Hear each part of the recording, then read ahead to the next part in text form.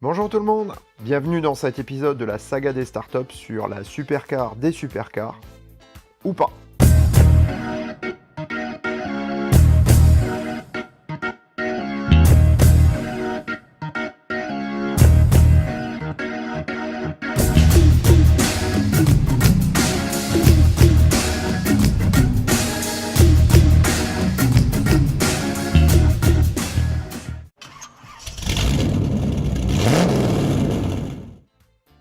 C'est au salon de l'automobile de Los Angeles de 1972 qu'apparaît la marque Vector. L'auto est présentée par un jeune designer du nom de Gerald Wigert. Diplômé du Art College of Design de Pasadena, le jeune homme passe quelque temps comme consultant auprès de grands constructeurs comme General Motors entre autres. Il en profite pour nouer des liens chez ce constructeur, ce qui l'aidera bien pour son futur projet. En effet, Wigert est passionné d'aviation et d'automobile, et il souhaite réunir les deux en un seul véhicule. Il a pour projet de réaliser un jet de la route. Ce premier exemplaire est en fait une maquette, donc sans intérieur ni mécanique. Il prévoit un moteur Wankel ainsi que des technologies spatiales dans son nouveau véhicule. Ce premier exemplaire est une maquette très inspirée des concept cars de l'époque, notamment l'Alfa Romeo Carabo, qui avait été présenté par Burton en 1968. Malgré des moyens beaucoup plus faibles que les grands constructeurs, la Vector plaît beaucoup et fait forte impression. Le prix de la bête, 10 000 $, sachant qu'une Rolls-Royce Silver Shadow coûtait 11 000 $ à l'époque, c'est un petit peu ambitieux quand même. Une équipe se met en place autour de Wigert pour développer le véhicule à Venice en Californie. Comment financent-ils leurs opérations ? Nul ne le sait. Il faut toutefois préciser que les considérations financières n'étaient pas à l'époque médiatisées comme aujourd'hui, et on a un petit peu de mal à retrouver des sources. La seconde maquette est présentée au Los Angeles Motor Show de 1977. Beaucoup plus réaliste que la première, elle claque. Cette maquette porte le nom de W2, W pour Wigert, 2 pour le deuxième prototype. Encore une fois, l'auto fait le buzz. Mais cette fois-ci, on parle d'une mécanique entre 600 et 700 chevaux, un V8 Chevrolet, avec des turbos, avec une boîte automatique, avec beaucoup de choses et des technologies issues du spatial. Vraiment, la voiture intéresse beaucoup de monde, elle fait déjà rêver. Lorsque l'on compare la Vector à la concurrence, il n'y a pas photo. Face à la Vector, la plus délirante sera la Countach de chez Lamborghini, qui ne développe que 350 chevaux, et beaucoup plus sage, la Ferrari BB512 qui développe 360 chevaux. Après, il y aura d'autres concurrentes qui sont la 911 qui est nettement moins véloce, même si le nouveau modèle 930 Turbo avec un 3 litres turbo de 260 chevaux est beaucoup plus sympa à rouler. Même la Lotus Esprit, bien que légère, ne développe que 160 chevaux et Monsieur Tout-le-Monde roule dans des Chevrolet Caprice de 130 chevaux et 2 tonnes. Beaucoup plus réaliste, la W2 est développé pour devenir un prototype roulant en 1979. En plus d'être une supercar à l'esthétique racée, la W2 prototype a une mécanique qui fait baver. Châssis semi-monocoque en aluminium, boîte automatique, V8 double turbo, carrosserie en fibre de verre et carbone. La voiture est proposée avec un V8 Chevrolet de 650 chevaux. Grâce à ses contacts chez General Motors, Jerry Wigert parvient à obtenir un moteur développé chez le préparateur Donovan. Ce moteur en aluminium est initialement prévu pour les dragsters. Selon les prévisions du constructeur, la Vector doit entrer en production en 1980. C'est un petit peu optimiste, mais bon. La voiture sert autant de véhicule de développement que d'objet de publicité. Son intérieur futuriste avec son tableau de bord à LED fait réellement rêver pour cette époque. L'usine annonce des performances encore améliorées. 389 km/h, 21 secondes pour le kilomètre départ arrêté. Ces performances sont soi-disant réalisées sur la piste de Bonneville, mais personne n'est allé vérifier et Wigert décourage la presse lors des essais de tenter de renouveler ses performances. Le développement prend toutefois du retard, comme c'était prévisible, dû probablement à un manque de financement. Cela n'empêchera pas Wigert de présenter plusieurs prototypes de différentes couleurs à la presse au cours des années. En fait, il semblerait que ce ne soit qu'une seule et même voiture, repeinte et remodifiée. Les rumeurs disent que le moteur de 600 chevaux ne résiste pas et casse régulièrement. Reconstruit plusieurs fois, ce moteur finit par être détruit totalement. Certains journalistes disent que la W2 aurait eu plus de 400 000 km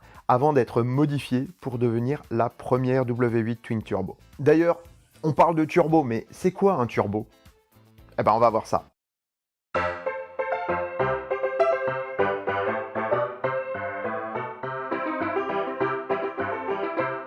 Le premier dispositif s'apparentant au turbo est breveté en 1902 par Louis Renault. Il l'avait inventé pour gagner une course quelques années auparavant. En revanche, le turbocompresseur tel qu'on le connaît aujourd'hui a été breveté en 1905 par l'ingénieur suisse Alfred Büchi. Un turbo, c'est simplement un axe avec une turbine à chaque bout. La première turbine récupère les gaz d'échappement, tourne, transmet la rotation à l'axe qui va faire tourner la deuxième turbine. Cette deuxième turbine va comprimer l'air. Plus d'air dans le moteur veut dire qu'on peut consommer plus de carburant et donc avoir plus de puissance. Le turbocompresseur a d'abord été utilisé dans l'aviation pour compenser les effets de l'altitude. En effet, la pression atmosphérique n'était pas suffisante pour que les moteurs puissent fonctionner normalement au-delà de 3000 mètres. Le turbo dans les moteurs de voiture a subi bien des déboires et ce n'est qu'à l'avènement de la gestion électronique des moteurs et de l'injection qu'on a pu voir le turbo rentrer dans les voitures de Monsieur Tout-le-Monde.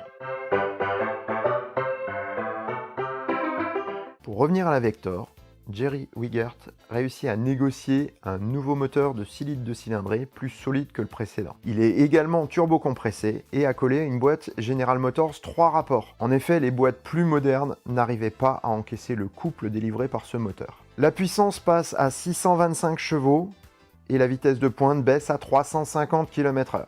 Ce qui est déjà largement suffisant, hein. Ceux qui ont essayé la voiture disaient que malgré l'étagement démesurément long de la boîte de vitesse, un anti-patinage n'aurait pas été de trop. En 1989, le développement est fini et on met enfin la voiture en vente. Son prix est de 450 000 $.